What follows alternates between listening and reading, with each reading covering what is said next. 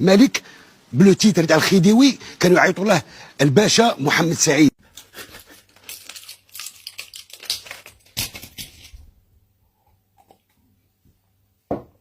ارحموا الكوكب، ارحموا الكوكب، بالله عليك ارحم الكوكب، ارحم الكوكب. قلت لك يا ابو عم انا من امبارح ان انا عندي الضغط وقلبي ما حملش. طب اسمع يا جحش من غير ودان يا تنبل يا صغير. اول حاجه قناه السويس لما اتحفرت سنه 1859.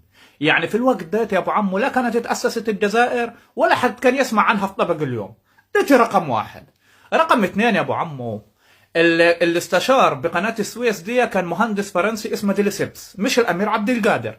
المهندس الفرنسي اللي اسمه ديليسيبس راح للشحات اللي اسمه الخديوي اسماعيل، لان الشحات اللي اسمه الخديوي اسماعيل مش محمد اسماعيل.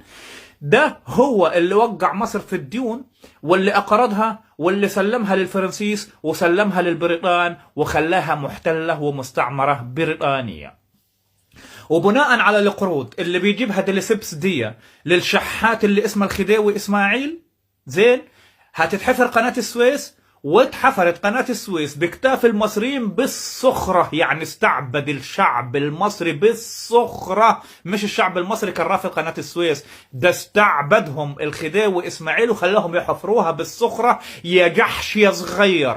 وبعد ما حفروها بالسخرة أصبحت قناة السويس في شراكة مصرية فرنسية لمدة 99 سنة. من الناتج بتاعها فرنسا تاخد حصيلة القروض بتاعتها. الشحات الخديوي اسماعيل وقع مصر في الديون، فمصر ما قدرتش تقاوم. جات بريطانيا اشترت الاسهم بتاعت مصر وبقيت قناة السويس قناة بريطانية فرنسية، وبناء عليه تم احتلال مصر يا تنبول يا صغير.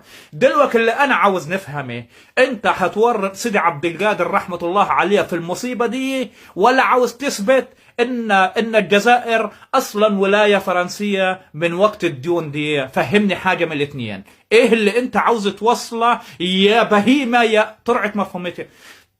روح روح, روح. بعد العيد روح.